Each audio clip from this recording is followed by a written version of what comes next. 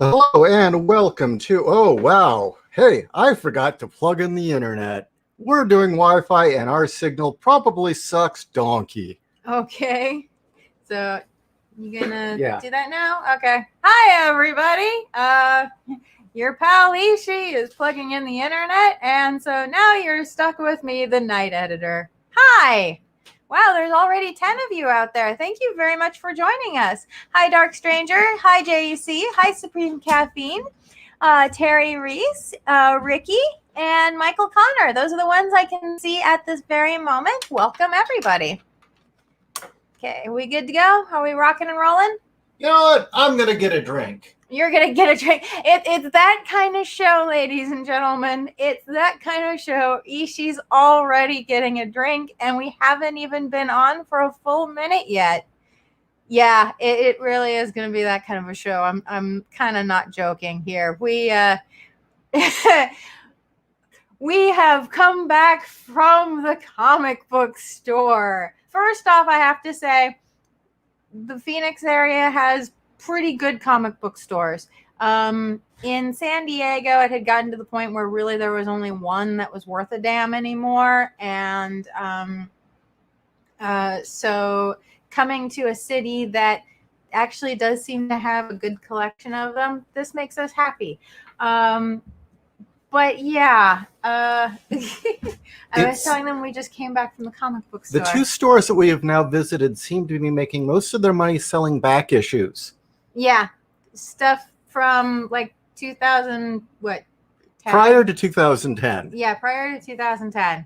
That's amazing. Yeah, just about everything being sold is prior to 2010. In fact, the one we were at today had a lot of stuff, a lot of inventory, but they only had one table of current books, which is to say stuff that came out for this week. And then everything else was back issues and graphic novels, to a point where they were actually bundling storylines together and selling them as packs. So, and you don't do that very often. I haven't seen that very often. Owen! Hello, I've been working on what will hopefully be the final draft of Beetle Blaze. Awesome, that's great, Owen. I plan on making it a 12-issue miniseries, and the story is more clear in my head. Well, send me issue 1 when you're ready. Mm-hmm. All right, so I'm here. The internet is plugged in. I've got myself a drink, and we're ready to talk. Tonight's subject, as it were, the CalArts generation. It's not fair to say millennials. It's not fair to blame all of you guys, because let's face it, only a chosen few 1%ers with an assload of money and parents with connections can get them into Hollywood and get them into CalArts and allow them to be doing shitty cartoons. So let's face it, it's not the millennial generation we're mad at. We're pissed at the CalArts generation. And the question is about the CalArts generation, are they just creatively bankrupt or just a bunch of assholes? Are they mutually exclusive? No, they could be both. I say at the very least creatively bankrupt, and at worst both. Yeah. Yeah, I do indeed. I mean, you look at the crap they're giving us. Now, I'm with you. I don't believe Kevin Smith really had anything to do with writing that He-Man series. No, he didn't. He's the spokeshole. He got a big fat juicy check to get up there and say, I am taking all the credit. You know, you're going to be really disappointed, Dark Stranger. What are you drinking, Ishi? Bottle of Jack, brandy, rum, vodka, or just standard cup of Joe? I already had my cup of Joe. This is, 2 packs of Propel, cherry flavored something or other, and the stuff that's like caffeine. You just like spray it in, and it's caffeine. So nothing too impressive. But yeah, you know, I don't think Kevin Smith really wrote any of those episodes. I think that, you know, he's been so desperate to kiss up to Hollywood to do projects that he was like, yeah, sure, put my name on it. And I'm sure the writers are like, well, we don't have to take the fall for this shit. Of course. And you're not the only one that's floated that theory. Well, it's the only thing that makes sense, really. That they're like, hey, this is a beloved property. Why don't you put your name on it to say that you got all the great ideas? You can be touted in front of the cameras. You'll get your name out there. It'll get you in the press, and all your fans will love you. And for some reason, Kevin Smith has geek cred, and I don't fucking know why. Look, even in the 90s, his comic movie stuff seemed kind of posery. Well, I mean, the whole comic subplot in Chasing Amy was like, look, we've lived the real deal. He's definitely not the legit geek that Nick Cage is. No. Nick Cage is legit, yeah. Mm-hmm. Nick's also crazy. He is crazy, but he's also a legitimate geek. I mean, he bought Action Comics. God, I'm sorry. Number one. Not because he wanted to save it. No, because he legitimately wanted to own it as a fan. So, okay. Well, let's start discussing this. We've seen Thundercats roar. We've seen what they did with She-Ra. Mm-hmm. We've seen what they did to He-Man. Mm-hmm. We've seen their supposed original creation, Steven Universe, which is nothing but ripped off cells where they've actually traced the animation. Mm-hmm. The animation. Stolen characters. Yeah, the entire Steven's universe is ripped from other places. I mean, it's like they took all these better things and then just put in their own pedo shit. Mm-hmm. And that was their innovation. Yeah, right down to troll dolls. You're right. So, let loose. Me? Yes. I want to hear the rage. Okay. So that's how we're segueing into this. It's just not even a segue. You're just, throwing me out there. Mike, they're creatively bankrupt assholes with the laziest imaginations that lead up to the shit that's getting foisted onto the fans. And the fans that keep accepting this shit are the absolute worst. Yeah, I would agree. You know what? You're right. We can hate on the CalArts generation all we want, but frankly, the people who keep on giving them money are far more pathetic. Mm-hmm. No, I agree 110%. It's one thing to hate the fact that Thundercats Roar exists. It's another to actually watch the whole series. Seriously, yeah. And give them the ratings and give them your dollars. Mm-hmm. And then, yeah. And you know what? I don't really even give a shit if The Mandalorian is the second coming of fucking George Lucas in his prime.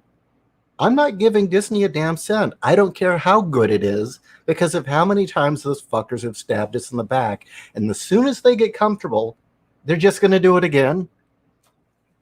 No, I agree completely. 110%. I mean, you look at things across the board. Anytime something good came out, it was because they didn't care about it. And the moment it was successful, they all jumped in and fucked it up. Well, yes, I'm actually saying this.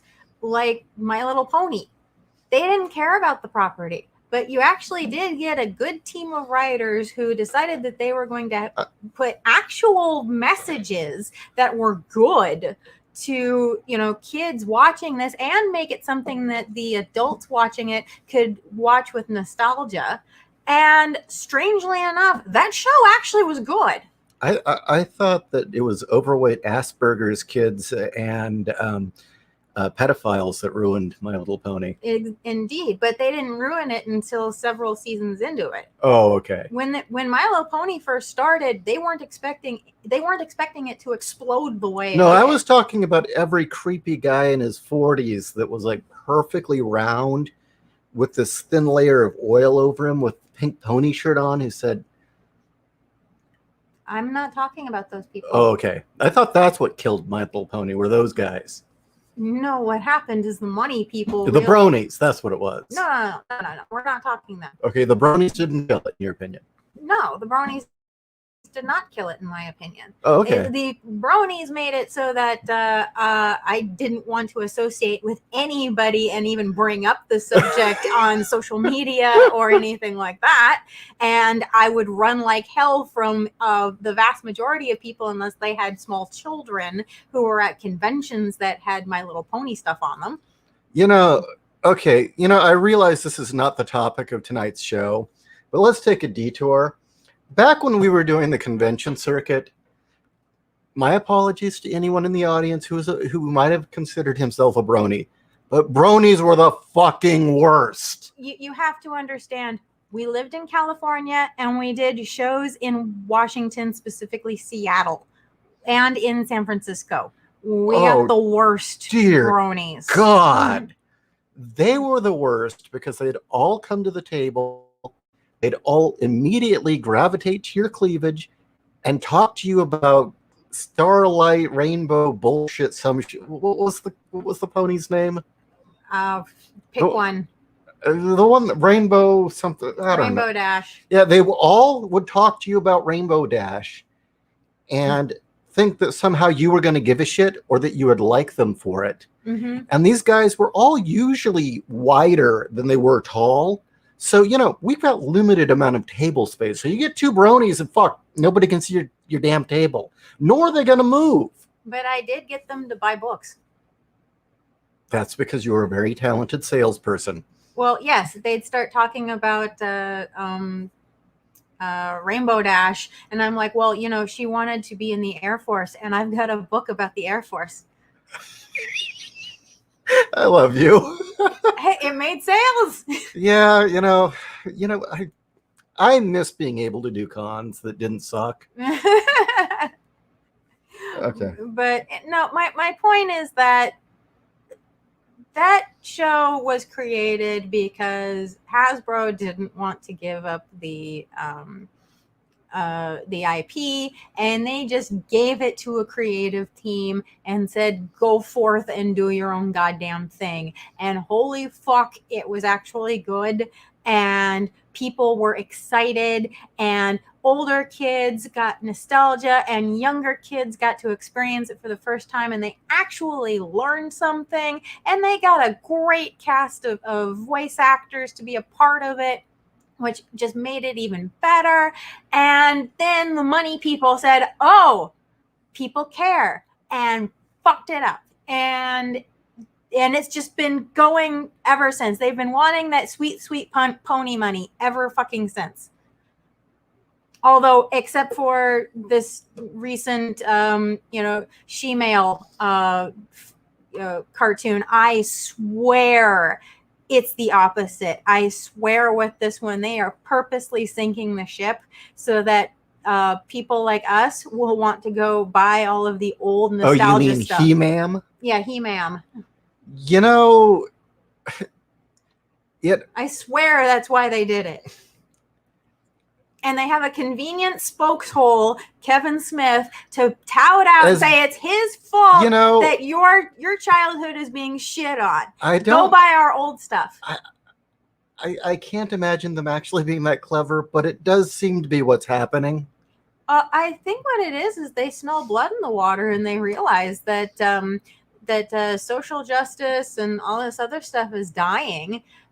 Yet they got to keep appearances. They got to keep appearances, and there are things on the books that say people buy this crap. So it's like, okay, let's go full hog, and we'll get them on both ends. We'll go totally super duper super justice, social justice, and get all those kids, and everybody who gets pissed about it will get on the back end with all of our nostalgia crap. I am noticing that, our last few trips to the bookstores and comic stores, nobody's pushing the new shit. It's all the classic. It was the series that came out in the aughts, and then the classic series. Yeah. And that's another thing.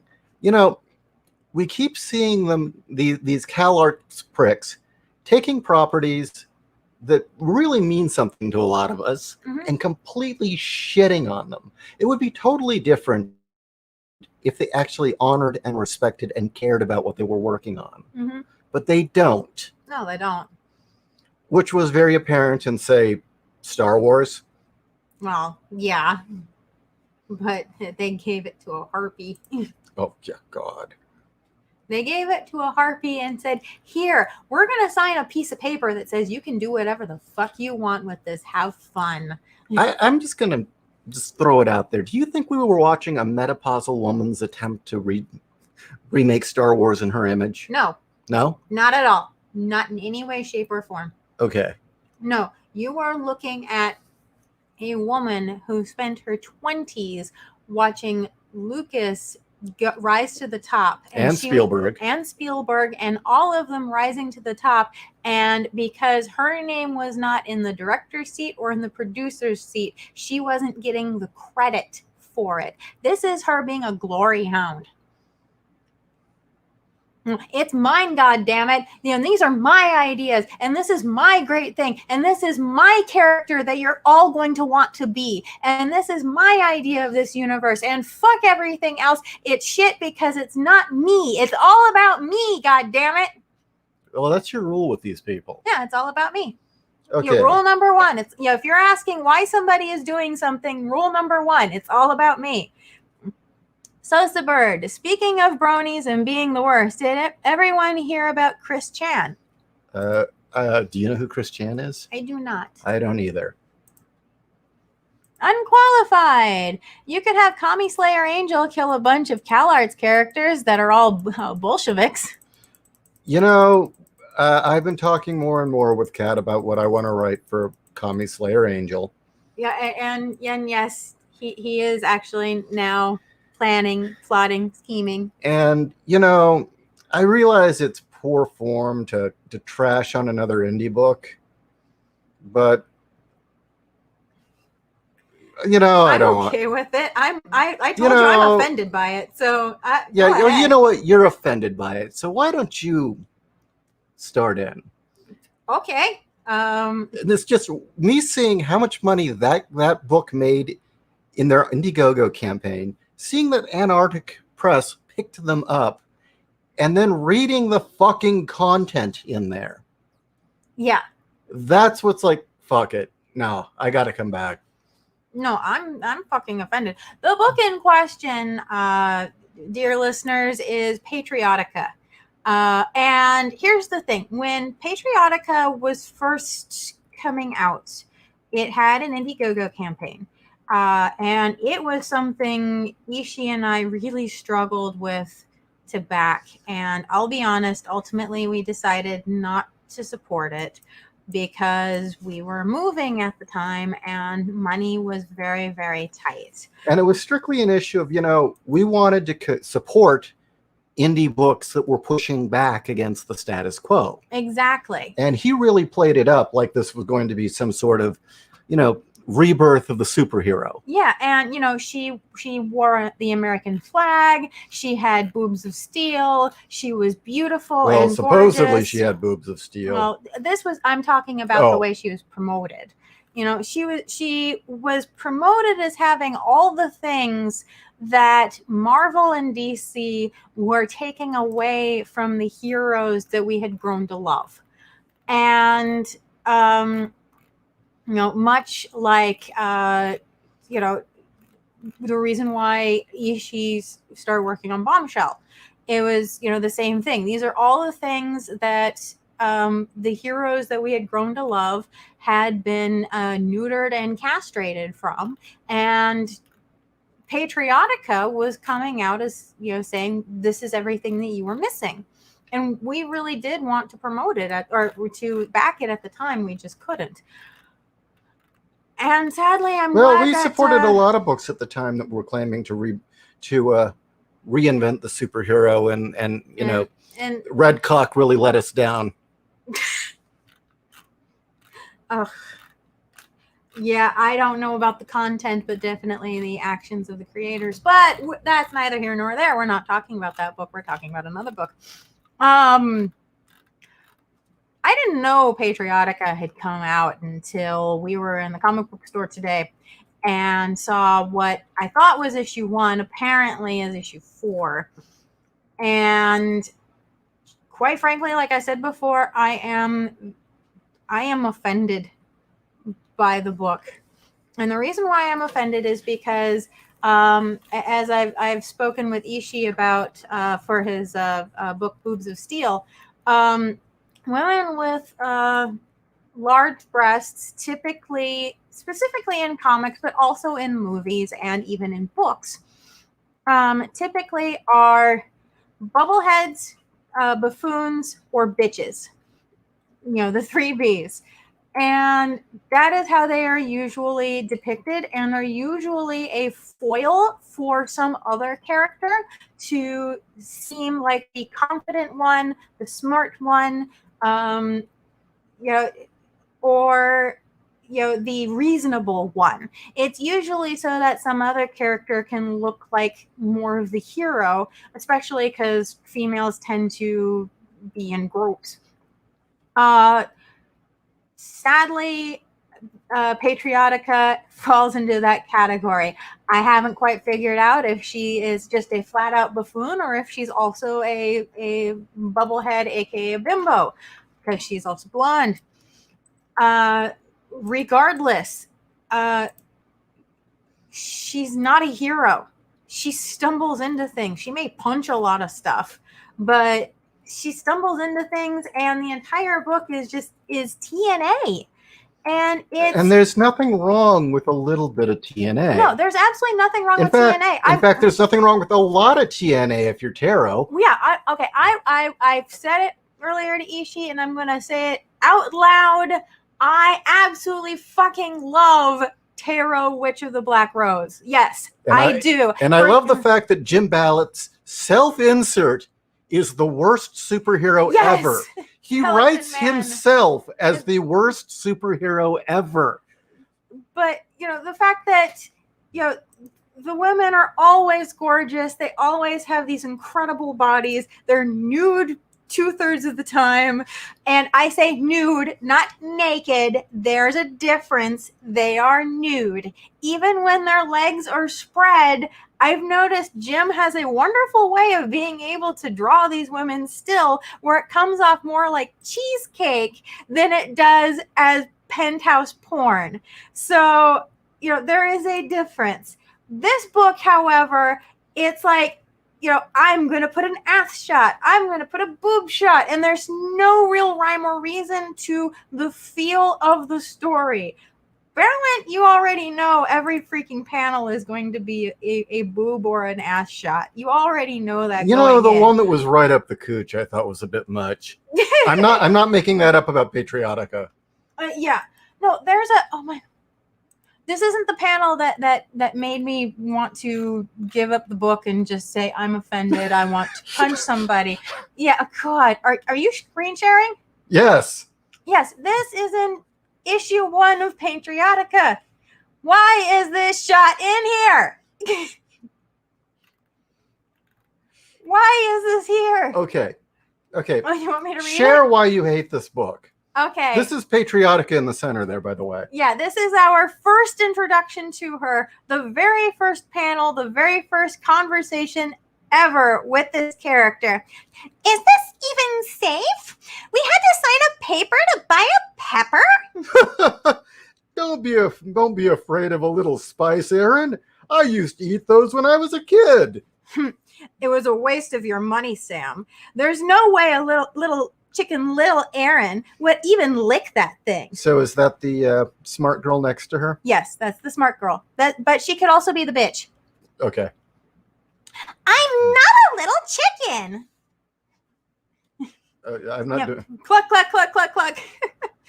I'll show you. And then when I win the bet, you'll be cleaning our apartment for a month. Oh, look who's gonna be maid of the month. It's even so... Oh, gross. Hold on, Aaron. I'll go get some water from the restaurant across the street. What street? They're on a boardwalk. Yeah. There's no fucking street here. How about maybe he's mistaken the ocean for a restaurant. Hey, bro dude. Continuity editor fucked up. There's no street in this panel. Yeah. Oh, gross. Just had this dry cleaned. I'll see if I can get some of this off in the restroom. Where? Yeah, what restroom? Are they supposed to still be in a restaurant? God, I'll be tasting pepper forever. Call your friend back. Who said that? My name is Athena. Please summon back your tall friend. Oh my God. Oh, hey, are you okay? Sam?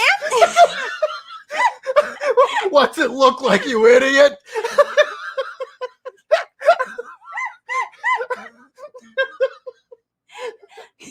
You know, she hardly knows how a hat works. No, she doesn't. Sam said he'd be right back. He can help too. No, I meant the woman, but it's too late. Oh my God, what's that? The fucking angel of death, apparently. How did you miss that? Oh my, it's creepy. It's called War Wraith. It's called a War Wraith. They were here to keep my people away. Wow, wow, you're really tall. She is a fucking moron. Hey, let go of me. So, yes, this is, I guess, what... See, this is why I'm writing Boobs of Steel, is because apparently these are the only acceptable roles. And the fact that when she does, like, get all rugged out, because she does Hulk out and get muscles and get huge boobs, and She's still a moron. She's still a moron. What happened was I picked up what I'm now finding is issue 4, opened it to the very first page, and panel 1 is her wrestling with a velociraptor and saying, "Oh my God, science class never told me how bad dinosaurs' breath smell." It's like, I'm done. Here, read this. I'm done. What's happening? I'm giving us a chance. Oh man, I really shouldn't have eaten that pepper. Yeah. See, this fucker can get 6 figures on Indiegogo. Okay? And you know what? The best we did was 25,000 for what was it? The first run of Case File Arkham. Mm-hmm. Yeah. I mean, seriously, there's no justice in this world. No. I'm just, and then there's the panel where I officially said no. I am offended, and I'm gonna say it flat out. Fuck this book. Is in issue 4. There's a panel that full on makes it look like she's taking it up the ass by a velociraptor. Her butt is presenting. She's down on all 4s. She's doing the meow cry, and the velociraptor is rearing up behind her with his crotch like there. Why is that panel like that? There's no reason for that panel to be like that. Unless there's a fetish. Why? Again, you know, she's our buffoon bubblehead. She's not the hero. Yeah, and she seems to stumble into victory. Yeah, she stumbles into things, and the whole excuse is for us to get tit shots. Which, again, I love tarot, but I go into tarot expecting that. Well, tarot doesn't pretend not to be a cross between a superhero comic and a Russ Meyer film. Exactly. You know going in that it's a joke. I mean, well, again, Skeleton Man, they didn't tell me where they were going this time. Now I'll never catch them. Yeah. That's actual line. Tarot number 53, I think. Oh my God. Yeah. Niscaro. Well, the cons around here aren't too bad. Well, it's a bit overglorified to call them cons. They're pretty small, but that's probably a good thing. Actually, I'm going to say small cons are probably the best, because then the people who are going are Reptoid actually... propaganda. You were right, Romando. There you go. There you go.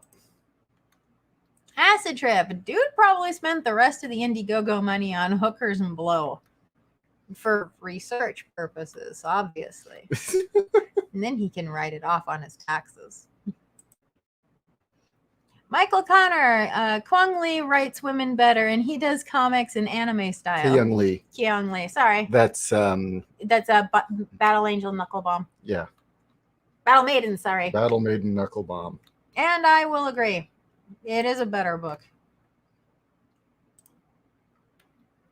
Dark Stranger, is Patriotica 4-1, maybe 4-3 if I'm being generous. Oh, she hulks out is what it is. You know, maybe she makes Wolverine look like the Hulk. Yeah, she hulks out, and apparently she goes up and down. Oh yeah,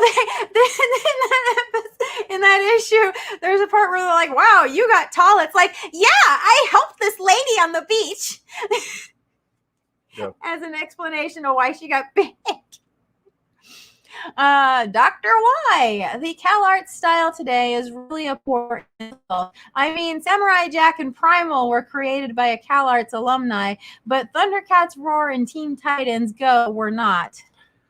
Let me make this very, very clear, because I attended one of CalArts summer programs in the 90s. Samurai Jack was done at a very different time, when it was a very different school, and when the standards at that school were incredibly high, because Disney still had cell animation, and because there was more work for cell animation at that time in this country. Mm-hmm. And no, they were the cutting edge. And I would say they remained to be until social justice took over. And they got infiltrated, and they got shit. Well, I also remember that was the time where if you were not like in the tip top, they'd boot you out of school. It didn't matter who your daddy was. In fact, I believe almost all the real good classic stuff that was the 90s and aughts of Cartoon Network, mm-hmm. and even some of Nickelodeon, were all CalArts alumnists. So that should be an indicator of how much they have fallen, mm-hmm. and how much they, this whole notion of ugly is better or is good. This whole fight to destroy any sort of talent or beauty and just go for sheer ugliness and infantile crap. Mm-hmm. Because no, I am very familiar. I knew CalArts animators. Well, family members went to CalArts. Yes. And yes, something critically went wrong. And part of it had to do with, well, cell animation jobs are drying up. Mm-hmm. And standards dropped. And, rich kids have money, even if they don't have talent. Mm-hmm. But, what would you prefer to call the style? Don't give a fuck? Yeah. The no talent style? I don't care that it looks like crap. Pay me. Yeah. Pay me while I vomit on you my agenda. My daddy paid the network to put this on the air style? Yeah. That's not a joke. No, that's not a joke. But no, that's one of the reasons I find the fall of CalArts so fucking disgusting. Because no, I attended their summer program there in the 90s. I knew people in the animation department. And there was a time, I wonder if that has anything to do with Iger. Wouldn't doubt it. Because they were the Disney School of Animation. Wouldn't doubt it. And, even though I still to this day will say what things Eisner did that I don't like. Eisner was not Iger. Eisner was not Disney, and so when you compared those two, he did a shit job. But when you compare Eisner to Iger, I would rather have Eisner back because there was still standards. Okay. Damien, it does help that Jimmy's wife helps co-write Taro. Do you think she's the one with the sense of humor? Possibly. I don't know. I think it's both of them. I figured that it was the two of them writing what they enjoy. And just having a hell of a lot of fun at it. Well, the fact that the little kittens are based on friends of theirs, and I think they're more than just friends. Okay, let's be honest. They're probably swingers. Yeah, they're probably swingers, and I get this weird, strange feeling that we might be looking at like tamed down versions of their role play. But I'm only guessing, and you know what? More power to Jim if that's what's happening. I wouldn't doubt it, but good for you, Jim. You have made the dream work.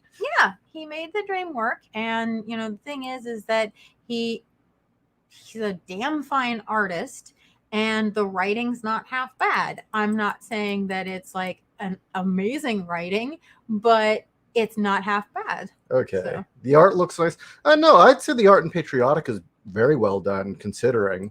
Quality, yes. Content, no. The dude probably... No, I'm not going to rip on the dude who actually made the comic. He had a vision. He had something he wanted to do, and he made it work for him, and he was successful. I'm not going to criticize him. Patriotica? Yeah. No, I'm going to criticize panel layout and content in those panels, and but I'm not going to criticize him for his success. No. I'm going to criticize the content he gave us. But let's see. If anything, you knew this was coming. Sosabird, tarot is great for what it is. You have to get out of here. Your vagina is haunted. I love that book. Yeah. Okay. It's the best book ever. Michael Connor, CalArts used to be awesome viewing in the 80s and early 90s. Yeah, actually, a lot of it popped up on liquid television in the 90s. Yeah. Which isn't that where Eon Flux came from? I think it was actually Peter Chung. Mm-hmm. He was an early victim of woke bullshit. Not. He didn't fall to it. He lost his job because of it. Yeah. And the thing is, it's so bullshit. Is that somebody leaked an email where he said, "I'm going to work in Korea at an animation studio. This is going to be great. I'm going to bang every Korean girl I can." You know what? That's not a fireable offense. No, it's not. This was a private email. I mean, maybe a little crass, but so what? Mm-hmm. Neostar. And to think, Don Bluth has an art animation school out there. People could be preserving and or expanding on a legacy of quality. Yeah. Okay. Let's see. I agree.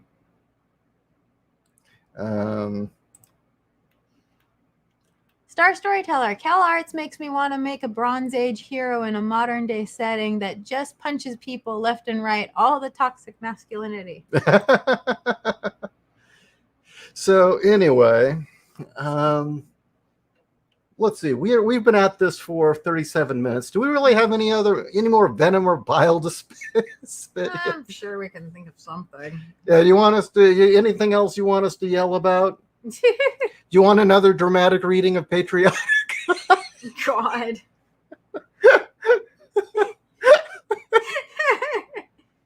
That shouldn't be funny. No, it shouldn't be. Well, we could get back to the point of what pissed you off about it.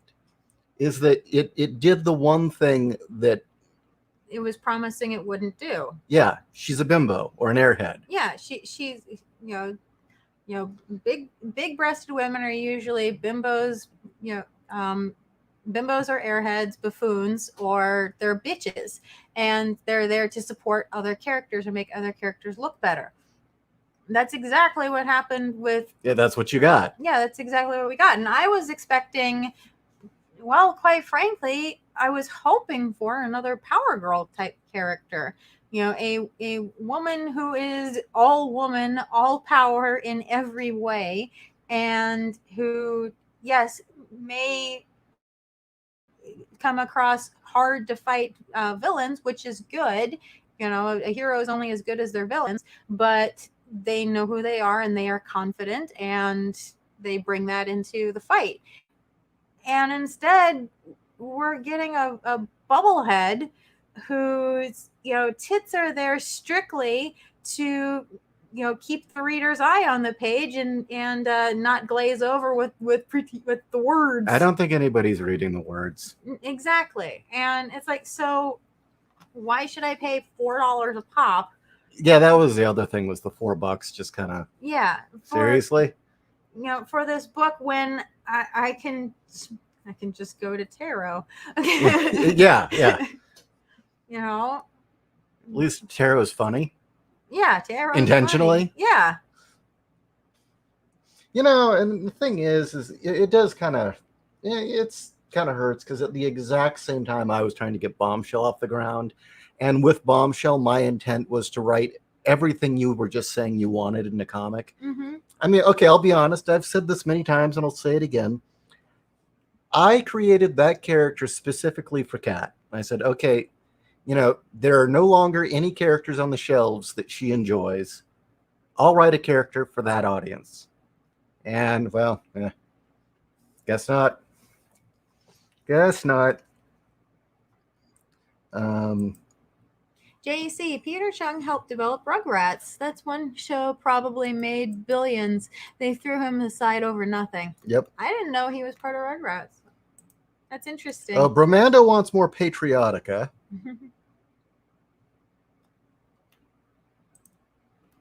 Mr. No, the elephant in the room with animation is the animators' pay or lack of it. Oh, do you think a lot of these animators are rich kids who aren't really getting paid? They're just doing their pet projects? I mean, one thing that always baffled me is Steven Universe is like way bigger. It's perceived to be bigger than it actually is. Mm-hmm. Apparently, its ratings are complete shit. But yet, because of the content and because of the critical acclaim, I guess, Mm-hmm. it remains on the air. Unqualified. You should make a ripoff of Patriotica be Kami Slayer Angel's Rival. Nah, I'm not. I wouldn't do something like that. I don't have an axe to grind with him. I mean, maybe Kat does, but I don't have any axe to grind with the guy. Again, no, it's it's good art, shitty story. He's successful. You can't, no move. No, and he has the right to make the book that he wants to make, Yeah. and that's fine. But I have the right to say it's not for me, and to voice the reasons why. Now, would I possibly throw in thinly veiled versions of the rebooted Powerpuff Girls? That's something I've been thinking about. A trio of tiny tots who. Well, no, I was thinking the ones that are going to be live action. Oh dear God, I forgot about that. Would That's so stupid. Possibly put in a "I'm Not Starfire" reference and spray her brains all over the wall? Yeah, maybe. Wouldn't she slit her own wrists? Probably. And have that written on the wall in her blood. I'm not Starfire. The thing is, and this is kind of the thing that bugs me, was part of the plot in Bombshell was that, you've got this dystopian setting that's, pure social justice has won. They've taken over. And essentially, chain of events happens and this woman becomes Bombshell. And she's fighting back against social justice, mm-hmm. or the authoritarians. And in a way, it was supposed to capture all the feelings we had that so many people had that they didn't speak up when they should have. Mm-hmm. And this woman has been feeling all this guilt that she never spoke up when she could have. And now they're living in this hell. And now she's got a chance to set things right. And she takes her war to the authoritarians. And to fight back, the authoritarians create their own superheroes to try and rebrand and repackage. So you don't need this superhero Bombshell. We've got better ones. And they were going to be all parodies of various characters, including Carl Manvers. Nice.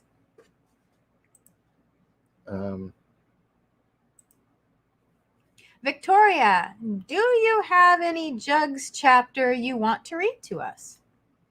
Well, as I've said, right now, Jugs is not being written.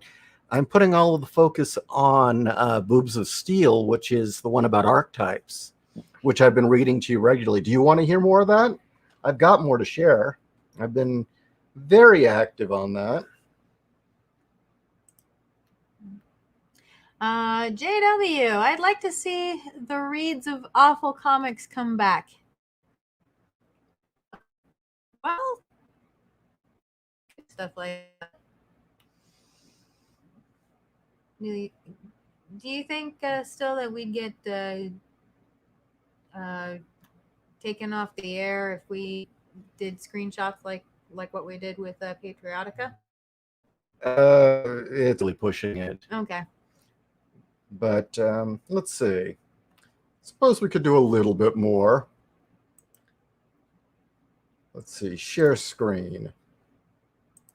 We can torture you a bit more. Maybe we can get you to cough up more bile and rage. Am I still hallucinating? It's still there. Leave me alone. Your tall lady friend is not here anymore.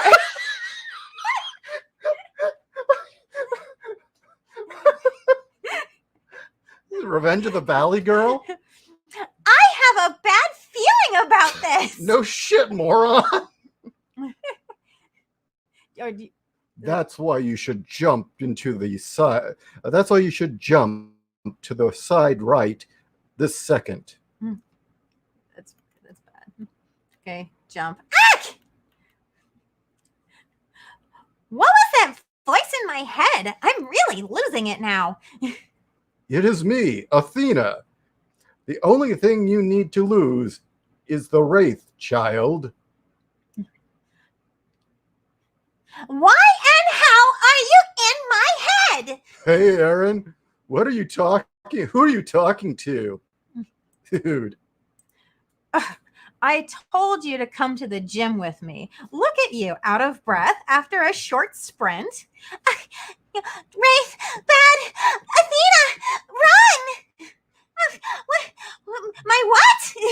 Oh, wait, I'm sorry, he was reading. Hey, I think you lost one of your contacts, Aaron. I didn't even know you wore contacts.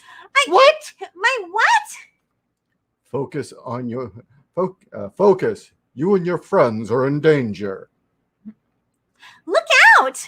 Hey! What?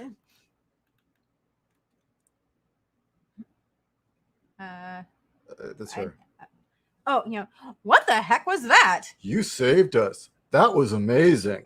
We need to get out of here. Tell your friends to leave. The Wraith only wants us, Luke. You guys need to get out of here. What? We're not. Oh, that's it. What? We're not leaving you with that thing. I've got my dad's shotgun in the car. You're in California, dude. That's not really a wise idea. Are they in California or are they in Florida? Oh, they could be in Florida, yeah. That'd be okay in Florida. Mm-hmm. Your friends are brave, but now it's too late for them to leave. I had hoped to train you before this, but we have only one option left. I don't think I can get away from this one. Oh. No. I always hate it when strangers lay a hand on me, but this, oh God. Oh man. Aaron? What's happening to you? What is this? A portion of my power. Aaron, I should have eaten that pepper instead. Tell them to get down and get funky. Whoa! Wow! How are you doing this, Aaron? Tell them now. Get down! Get down! Gah! Aaron, are you okay? I feel really strong. If we hurt the construct, it makes... if we hurt the constructs, it makes... We hurt the Wraith, too. That's badly worded. Yeah. Rah, rah, rah, rah. It's time to end this. Point your hand at it, its good arm, and concentrate on a symbol of energy. Solar. Wait, what kind of energy? Oh, solar. Then you held your magic tampon aloft and said, by the power of idiot, crush it. And good, now crush it. Okay. Grrr! Grrr, grrr! with no arms. Its magic fails, and so its magic fails, and so it falls. Grow! That was awesome, Aaron. You've got some explaining to do, Lucy. It appears. Is that a 4 or an A? That's a 4. It appears 4 wraiths. Okay. Readers, listeners, everyone. Let's see. Are you going to point to it? Right here. See how they've used the number 4 there? It appears 4. Never do that. Write the word out. Never, ever do that. In fact, don't do that unless you get into 3-digit numbers. Okay? So 22, 57, that should all be written out. Yes, absolutely. 100 even should be written out. After that, then you can start. So 101 is okay? Yeah, 101 is okay. It's discretionary at that point, but yeah, usually until you get into triple-digit numbers, don't do that. It's confusing. It appears 4 wraiths remain. Now they gain the power and knowledge of this one. How did you end up taller and a little more muscular than me? I have no idea. I helped this big, buff, tall woman on the beach. And now you're a big, buff, tall woman? Whoa! Well, I was. You'll get a chance again, Aaron. But first you must stop being a moron. Wait. Yeah. This must be what came of that thing's arm. I'll keep it as a memento of this crazy day. My brain hurts.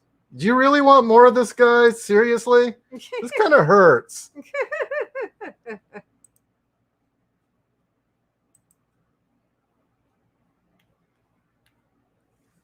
Let's see. Let's see. Okay, so. If you can fix this book, how would you do it? Oh, do we play this game? Oh, can it be saved? Okay, so basically, Athena is doing battle with imaginary wraiths, and she needs a human host, so she picks a moron. That's the plot.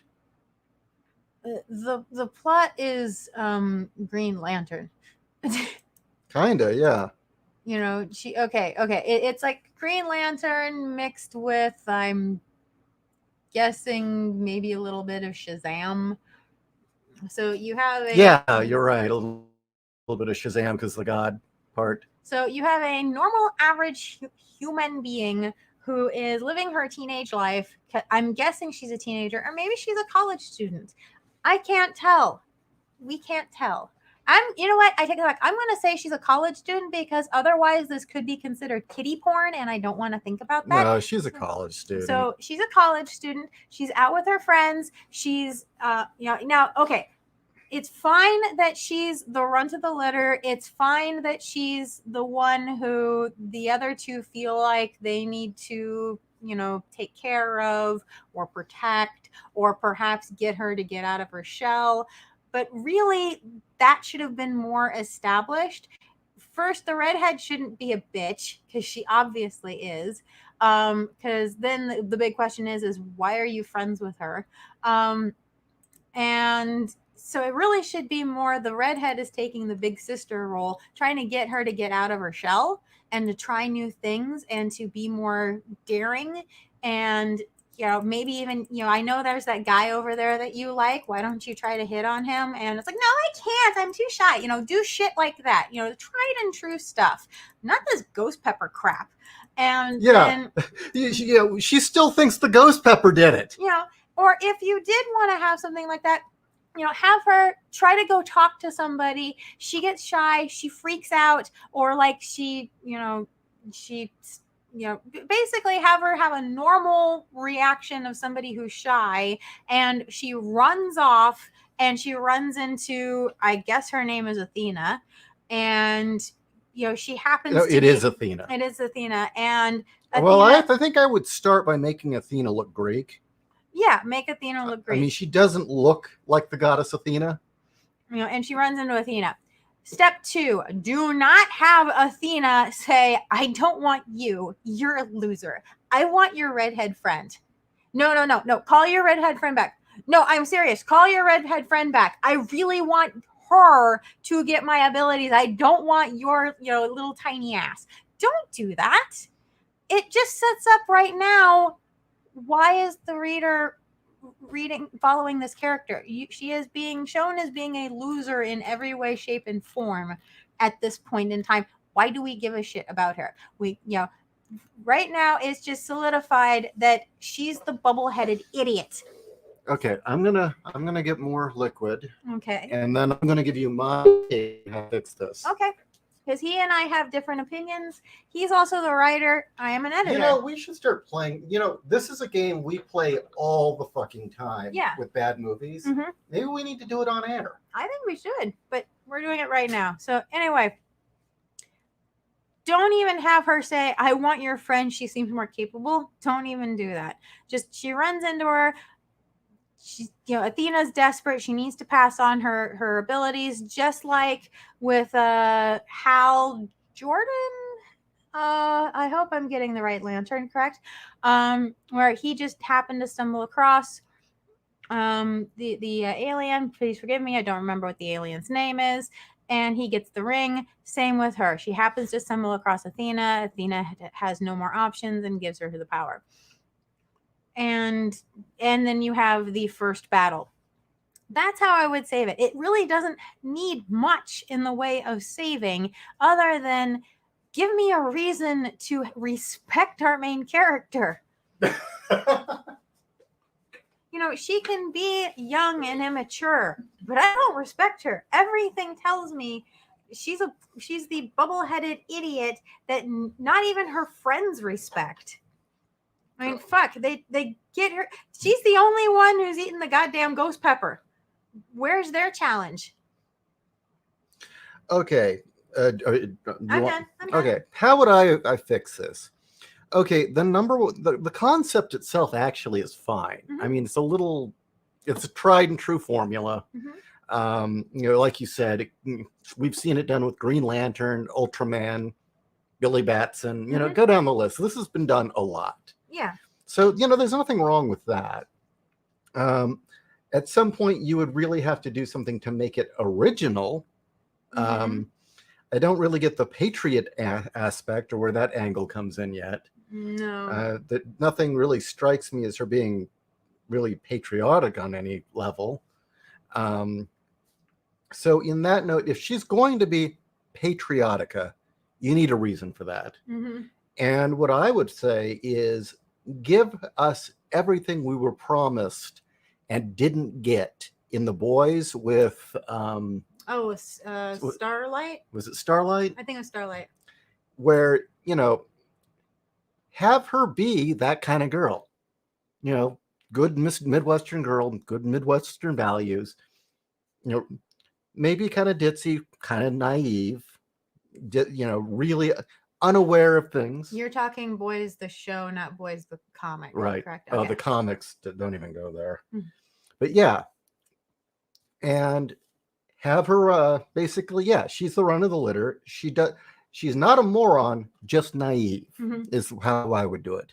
Second, let's just be honest, the writing here is complete crap. It's very I'm sorry. I know that's brutal, but is this even safe?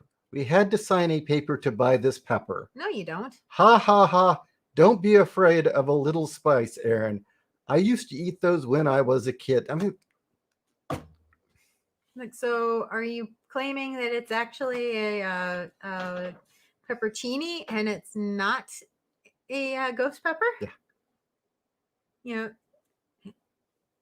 What are we talking about here? What is the measure of how much she may or may not be a wimp? Now the way that I would do this, here, is probably you would do it more, write it more like actual college students. Okay, so get the camera phone out and we'll put this on my channel. We'll see how long I can last. Yeah. So, dude, you're not going to make it. Man, I couldn't last more than 5 minutes. I was puking my brains out. And then the friend there, should be egging her on, saying, yeah, go ahead. Like, no, go do it. Do it, dare you. Do you know how many hits you'll get? Yeah. Have them make it a dare. I'll buy you ice cream afterwards. You do this like a spring break thing, right? Yeah, there you go. So it's more that they're just friends having fun. See, I like his idea. And have them kind of ribbing each other. Of course, it doesn't look like a ghost pepper, so. It doesn't look like anything. It looks like a melted gummy bear. Look what the dog drew. Yeah. Right? And yeah, I mean, I would have it that they're doing it as a dare. In the ghost pepper challenge, which is a thing, right? So that's how I'd write it. Him running off to go to the restaurant. First off, continuity. Just look, if you say across the street, there needs to be a street. Yeah. They're on a boardwalk. What street are we talking? Also, let's see.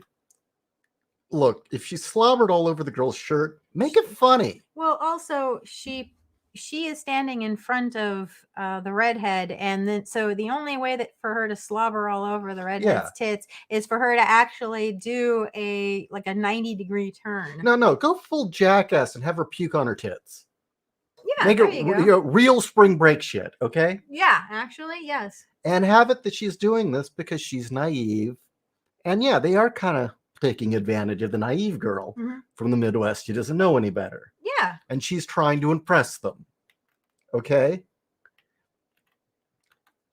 Athena. Okay, fine. I would think Athena would have a more grand entrance rather than this. Have some burst of light, something more impressive, because even her.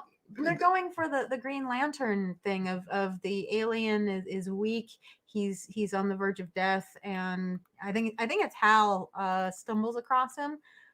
I swear that's what they were trying to go for and did not succeed. And I wouldn't even have the back and forth. It would be literally, I have no time. Bam, give her the powers. Don't even tell her what's up. Yeah, don't even, no warning, nothing. I like that. Just I like that. Do it, and now you've got a voice in her head saying, punch that thing. Punch it. Starts ordering her around. Yeah, am I hallucinating? Right.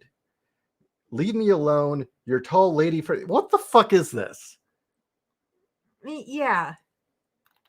Your tall lady friend's not here anymore. Okay. Also, if there really is this big monster, let's have an apocalyptic scene. Let's have mass destruction. I mean, you get little sense that anything much happened. Also, look, she defeats the monster. And obviously nobody on the boardwalk saw this. Yeah. Where are the police? Where's the destruction? Where are the they're just walking off. Yeah. No. So what you should do. Continuity. What? Okay. Purple shirt. Scroll up. Keep going. Keep going. Keep going. No purple shirt. Oh shit. That is a serious continuity error, and isn't she took it. It says she took it off because of the pukey spittle thing. So continuity error. Yeah, well, good point. So, okay. You have that intro. What I would have it is you've got the goddess of knowledge and war. Okay? Athena in her head. What you would then do is follow the essentially take a nod from My Hero Academia, where you have the older mentor pushing this naive, over-enthusiastic kid there you go. into adulthood. Make it a coming-of-age story. This girl doesn't know anything, right? She's naive. And then as she starts to realize her own identity, she realized, have it that, again, she believes in Midwestern values. And, notice that patriotism is lacking in this country. And you say, you know what? This is going to be my cause. Patriotism. Or this is how I can contribute. Yeah, I'm going to inspire people. Yeah. There you go. But yeah, this is just, it's badly written. It's just put bluntly, it is very badly written. Let's stop the share screen. Okay. Dark Stranger, magic tampon. So what? Raise it over the head and say, by the power of my month, I am Crimson Yeast. Man, I'm sure somebody could work that. Evie, did you talk about John K's CalArts yet? I hate it when it's brought up. It's always muddies the waters in animation discussions. I'm What about John K's CalArt? What, that he's a pedo? I mean, I'm going to need more details here. JW, I see it as more derivative from a magical girl story. This? No. Shakir, the self-insert of I am not Starfire only wrote things the way they did because they have family issues, mostly brought on by said creator being shitbag to their parents and not much else.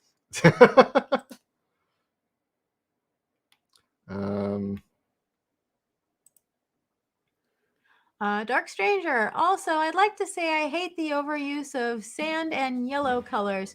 Makes the panels look mute and disinteresting. Yeah, I agree, actually.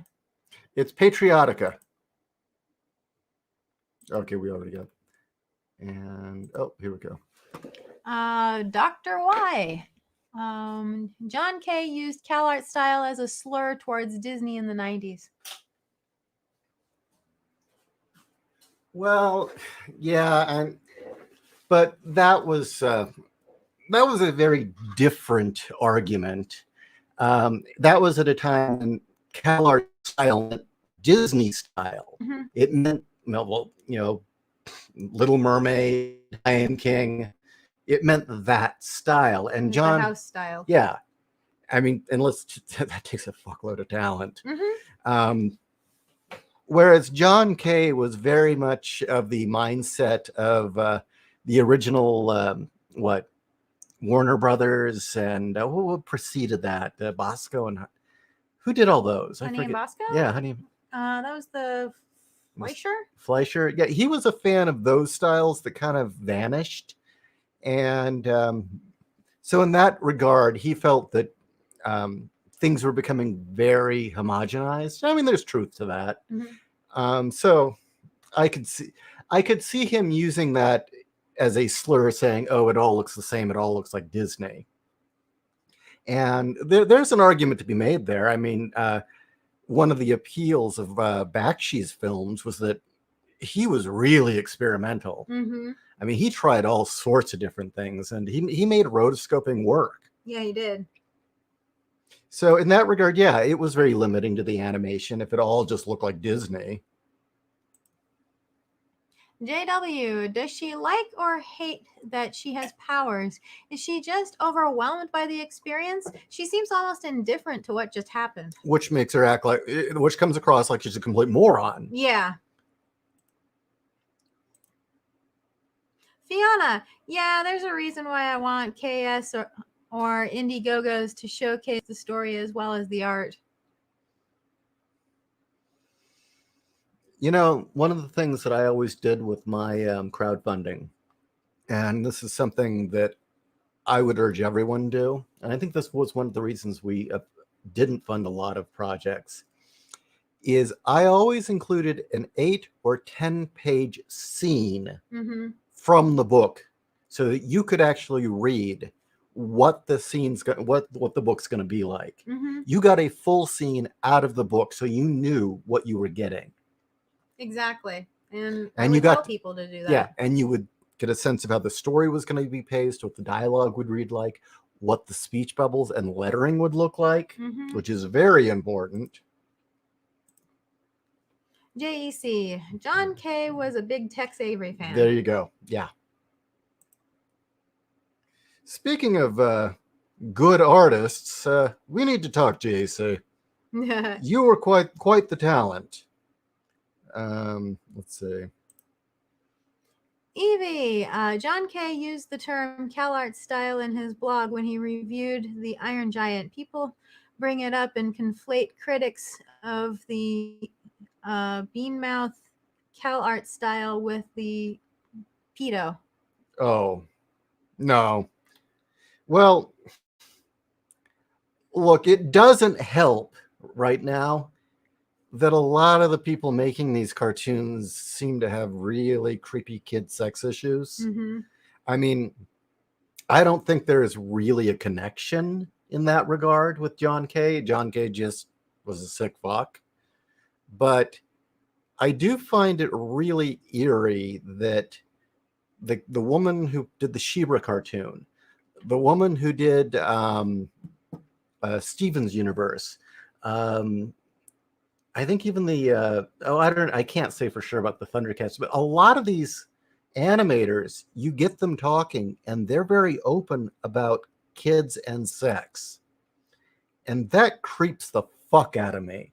I mean, one thing that really bugged me when I'm doing my deep dive into Master of the Universe and She-Ra for what I'm writing, this book right now, I do a segment on She-Ra. And by the way, if there are any women out there who had a very special attachment to the original She-Ra growing up, let me know. I need to talk to you. But one thing I found time and time again were all these critics bitching, saying, oh, how dare they show this hypersexualized image of a woman to kids in a kids show? This is just for men to masturbate to. And it turns out, you research it, no. 4 women came up with She-Ra. I mean, there was some male influence, but no, the way she looks, the way she's dressed, her story was primarily made up by women. Mm-hmm. So that's bullshit that somehow this was a masturbatory thing by men.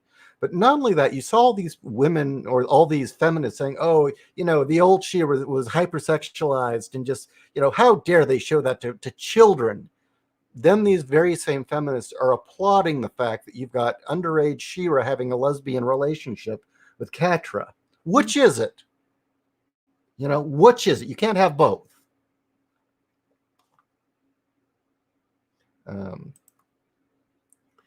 Dr. Y. Then again, John Kay hated the Animaniacs style too. On the girls he took advantage of is behind the new Animaniacs reboot, and he's a has-been. One of the girls who, well, you know what? That's not great because the new Animaniacs sucks ass. Yeah. And it's really gone woke, and it makes me want to vomit that they're using woke language. And what was it? Dots, calling somebody a show, toxic masculinity. Mm-hmm. It's like, fuck that shit. So, you know what? Fuck John Kay and fuck her too. They're all broken people. John was a very angry person and a very damaged person. I can't even get into, I have not read enough about him, but what I have read in the interviews and just seeing his private drawings, there was something wrong with John. So, yeah, actually, shit. Do you remember that bumper he did for Cartoon Network? And you and I were watching it, and we were like, "Did we really just see that?" Which bumper was this? And they only showed it at like 2 a.m. It was a bumper for Cartoon Network where it's the Jetsons, and George Jetson's flying saucer car stalls out, and then a robot car flies up behind it, and it says AIDS on the side, and it opens up the tail end of the flying saucer and rams a very phallic tube into it and starts pumping. Yeah. And then it says Cartoon Network. It's like, did we just see this? And then it says I can't pronounce John Kay. Yeah, it's like, we really just saw that, didn't we? Yeah.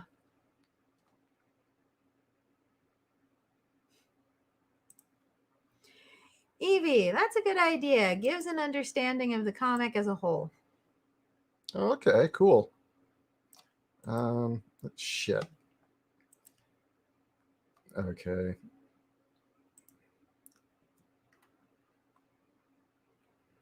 Let's see. Niscaro, just a note, Bosco was a very early Warner Brothers. Fleischer did Betty Boop and Popeye and a lot of weird stuff in general. I did know that Bosco was early Warner Brothers, but I thought Fleischer had worked on it. So if I am wrong, then I am wrong. Thank you. Bosco and Honey. Okay. But who did the pincushion man? Oh God. Yeah, I want to know the story behind that. It was, I'm the old pincushion man, terror of Balloony Land. And okay, do you guys know what we're talking about here? This is an old cartoon, black and white. Folks that hate me, how they hate me, they chase me and then they rape me. That's why I am Pan. That's why I am Pan. Yes. And it's a world of balloons and balloon people, and Pincushion Man has a great big pin that looks he's a safety pin, and the pin part is his dick, and he's popping balloons, and it's the most nightmarish thing.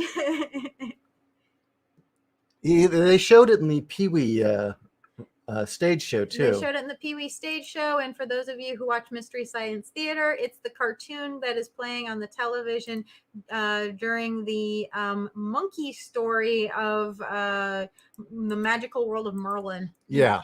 Oh, Merlin's Shop of Mystical Wonders. That's what it was.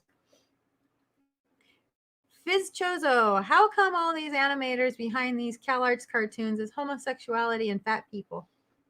There's nothing wrong with homosexuality. I mean, no, that's fine. I mean, I don't know. I mean, maybe it's because I really couldn't even begin to hazard a guess why a lot of gay people just turn out to be creative, but that's no issue. I mean, that's what shit. I'd say the greatest classical artists were gay, weren't they? Mm-hmm. Yeah, they were. I mean, they didn't paint very good women, but yeah, but you could argue that was because of their access to them. They couldn't have female models. Yeah, but no, I have nothing. There's nothing wrong with the homosexuality part. If you're talking queer, and keep in mind, homosexuality just means you're gay. Queer has become some weird political thing that's mixed up in Marxism and actually wants to change society to become, I don't know, this vague kind of perverse, I don't know, frankly, debauchery. There seems to be a debauchery element. License. Yeah. Fat people? I think the reason a lot of animators are fat is because they have to sit in front of a desk for hours and hours drawing the same thing over and over again. No, I think animators are a twisted breed. That's always been the case. You have to have a special kind of crazy to draw the same picture over and over and over again. Well, I would say old school animators, I have met a couple old school animators and seen enough programs on old school, cell animation. I've never seen a single fat animator. Oh, back then? Back then. It was the 40s. No, I mean all the way up until like the 90s and into the aughts when they started getting rid of it. Matt Groening was a worker. But he didn't start that way. I don't know. When I was in high school, I had an awesome art teacher, and she actually brought in one of the animators from Disney. His claim to fame was that in that pull-out scene from 101 Dalmatians, where you got all the puppies watching the television, and you're doing the zoom out from the television and seeing the room filled with puppies, he was the person who had to draw every single one of the dots on every Dalmatian. Oh, I think that's actually what made Tim Burton crazy. Yeah, I would agree. I have a feeling that before that, Tim was just kind of a goth. And then after that, he was a broken man who had a warped vision, and everything had to sound like Danny Elfman. I wouldn't doubt it. But this guy was cool. First off, again, he was actually fit. He was a lot older, but you'd see pictures of him when he was younger. He was fit, and he talked about how old man Walt understood that his animators needed to blow off steam and told them, you have access to the studio. You can work on whatever the hell you want. I don't care what it is, as long as you meet your deadlines. And all of the animators were basically making porn on their spare time. But Walt said, you can do that. Just keep it in the studio. and he would bring in food, and he'd make sure that everything was provided for his animators to make sure the deadlines came on time. But the animators would make pornos while they were busy things, and he said that's how he kept his sanity, drawing all of those dots on the puppies. Was when he wasn't doing that, he was doing his own porno animations, and he showed us cells that were school friendly and paintings that he did at that time that were again school friendly. And he said that was the thing, was you kept it separate. You had your stuff for Disney and you had your own stuff. Oh yeah, and Disney won't allow them to do that anymore. No, they won't. But all of them were fit. They had everything that they needed, basically. To yes, they were living in the studio, but hey, that's what you did. And he said that he loved it. It was the time of his life, working for Walt. Interesting. I just know that was it Tim Burton did he work on The Fox and the Hound? And he said, I when I was saying it broke Burton, Mm-hmm. he actually said it drove him nuts that he had to draw noses. Yeah, it was his job to do all the noses for the Hound, I believe. Was it the Fox? No, I think it was the Hound. And that he said that he nearly cracked on that. Nose after nose after nose. All right. Let's see.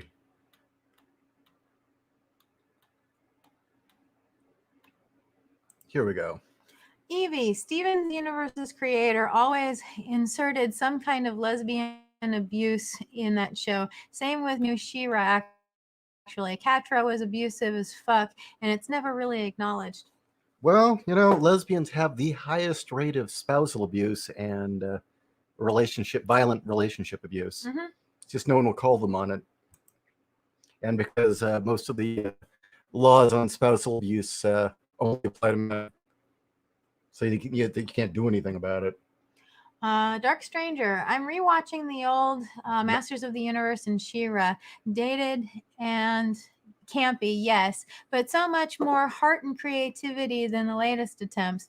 The O2 series is about 20 years old and far better than most content today. I enjoyed the O2 series. I thought their history of Skeletor was great.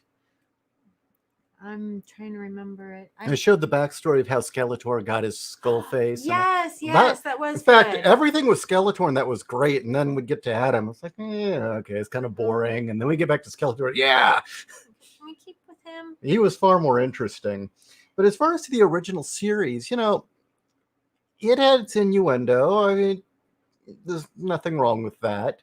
I mean, there were jokes that only an adult would laugh at. Mm-hmm. But it didn't matter. It was kid safe. Not only that, regardless of anything else, they were morality tales. And if you want to say what's missing today from animation for kids, morality. Yeah, it's morality. Mm-hmm. And because Fiona Wolf is better at shilling my own books than me, which is why I'm not as well known as I should be. Go read Scars. Thank you, Fiona. Yes, Scars. The book it is a novella I've written, roughly 50 pages. It is true science fiction. It is a buddy story, and it's both a crucible, and you'll feel great afterwards. But seriously, read it. Genetically engineered rat, fallen astronaut, post-traumatic stress. Yeah, You'll feel good at the end. It falls somewhere between Harlan Ellison's Vic and Blood and Rats of Nim. Seriously, I'm not shitting you. That is really the best comparison. It's somewhere between Vic and Blood and the Rats of Nim. And if you don't know what I mean by Vic and Blood, it was turned into A Boy and His Dog, the movie.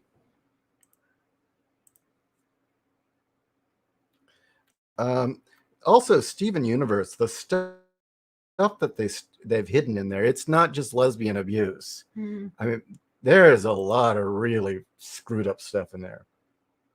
Fiona, and better art noir, and it looks like, yes, it is for Nightmare on the Canvas, Case File Arkham. Oh, Case File Arkham, book 1 and 2, Lovecraftian horror in classic 1940s hard-boiled private eye. What? Oh, you okay? Yeah, Just tired. You're just tired? I'm sorry, I derailed you. That's right. Hard-boiled detective noir set in Lovecraft's New England, set in the 40s. Beautiful women, men are men, and hell beasts from the abyss do not come with a trigger warning. Let's see if I think I've got some preview art. Let me change this here so that people can see it. Yeah, I know this is great. Okay, here we go. Yeah, this is the kind of art quality you're going to get. That's Glinda, the girlfriend of the detective. Mm-hmm. Is there any more on here? Is that it? I think that's it. Yeah. And here's the cover to the second book, Her Blood Runs Cold, which tackles Lovecraft's most infamous story, probably, which would be The Thing on the Doorstep, which is a thinly veiled story about him and his wife. I think that's the only. I need to upload some more images.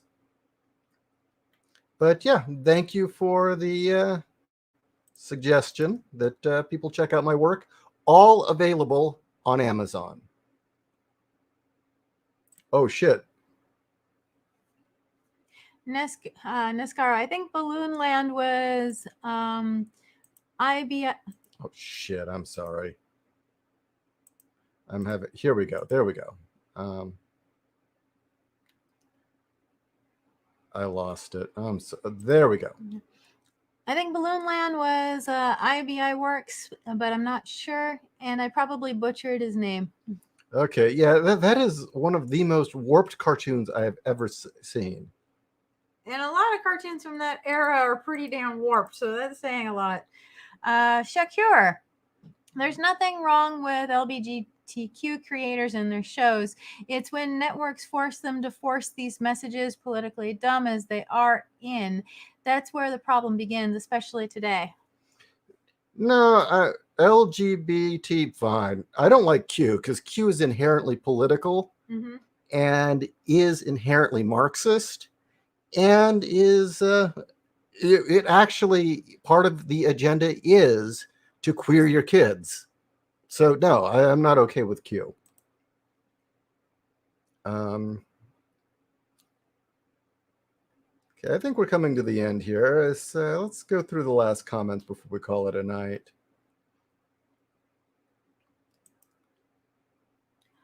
Passerby. Oh, that's to Fiona. Oh.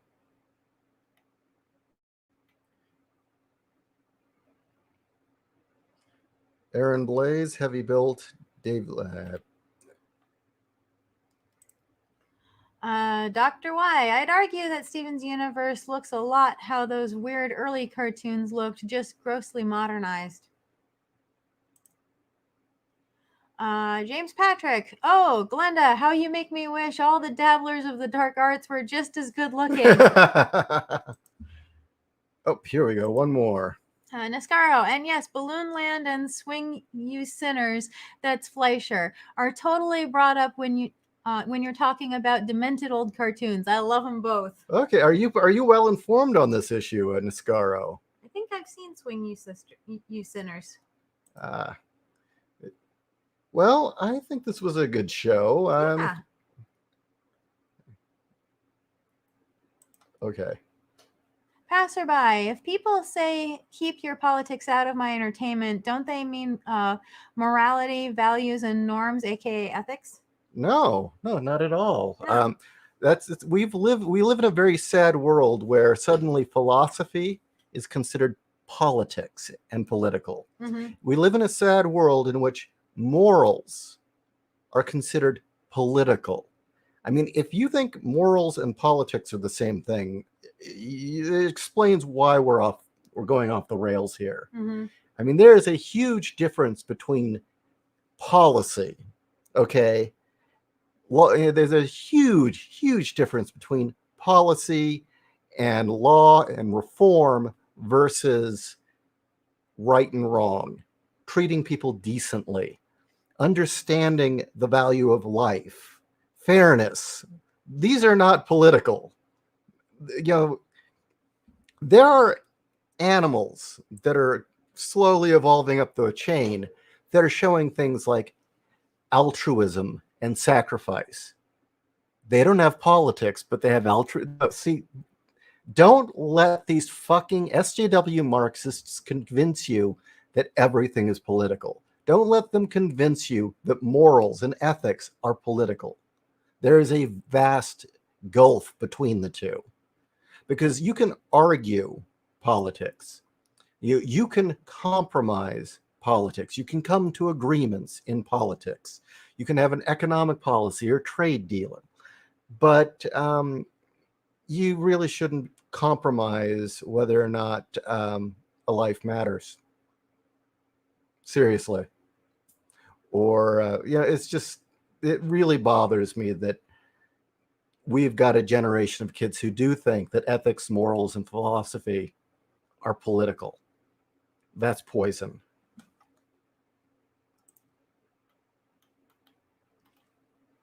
Okay. Evie, I think you guys forgot to put the case file Arkham link. Well, let me... Here's a link to all my graphic novels. And with that said, when I was still in class, we did have a business ethics class, which is, the difference between having your business operate ethically as opposed to legally. And There you go. And I did notice that I was one of the few students who understood the difference. There were a lot of students who were struggling and couldn't figure out the difference between, ethically, that something can be ethically wrong, but the law says no, they can still legally do that. Yeah.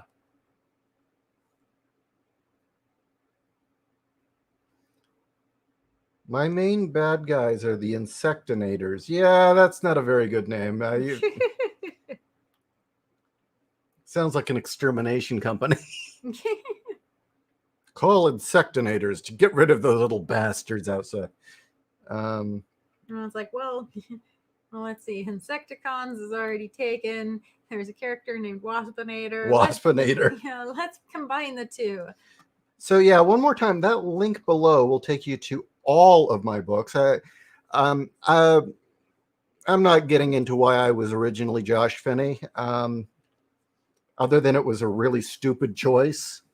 Okay, I'll tell the story. Look, one of the most successful sci-fi writers of the 20th century was Jack Finney. He wrote The Invasion of the Body Snatchers, and there were a few others, but that's his real big one. And so when you go to do a search for Josh Finney, you tend to get Jack Finney. Whereas my middle name's far more interesting and far more memorable. So yeah. So all of my graphic novels right now are under Josh Finney. And that takes you to Case File Arkham 1 and 2, World War Kaiju, which is my giant monster epic of the Cold War, Utopiates, and the audio drama, right, for Titanium Rain. Correct. Which is a futuristic fighter pilot story.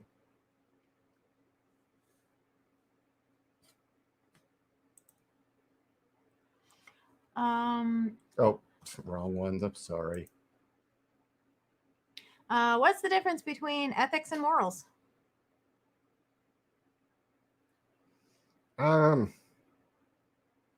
Get me a dictionary, I guess. Yeah, I mean, I'm sorry, guys. I suppose you could argue that ethics is the larger debate of morals. It's the more complex of the two. Yeah, stepping it up. Morals are your core. Yeah, I'm describing something with another description. Morals are your core values. Yeah. I suppose ethics would be when you get into the gray areas and the more complicated questions, like when to put a man to death. Exactly. When to put a man to death, or to again bring things back to business. Ethically speaking, it's wrong to yeah, and I'm going by this because I was just watching a program on it last night. It's wrong to embellish something, which means to put additives in it. In this case, during the Victorian era, people were putting a lot of additives in bread to make bread cheaper to produce, but they were still selling it at the same price. So they were making more money on it, and you, the consumer, were not getting as whole a product as you thought you were getting. Ethically, that is wrong. Nowadays, companies can embellish, companies can put additives and things in their products to make them cheaper for them to produce. But they can do it legally as long as they follow certain guidelines, such as put ingredients, tell you exactly what's going into it, make sure they're not using certain things that are considered toxic, other things like that. But they can legally do it. But ethically speaking, it's wrong.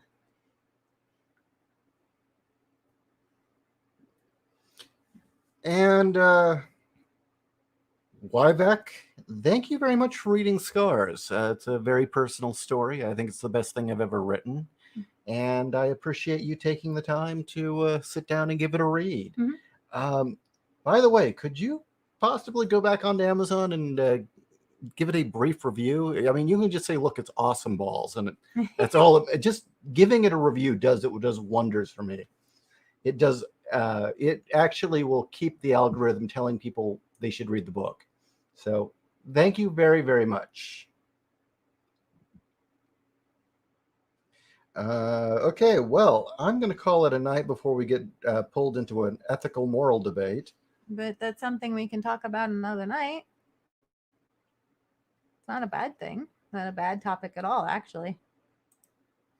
Owen, how does arthropod sound? No. What I would say is dig around in Latin. See if you can't find a cool Latin word, and then maybe rearrange the letters. I'd say maybe use some derivative from the word chitin. That's not a bad one. See? There you go. Oh, are you saying Scars is the best thing I've written? Thank you. All right. Thank you very much, and we'll probably talk to you tomorrow. Totally. Have a great night, guys. Thank you for joining us.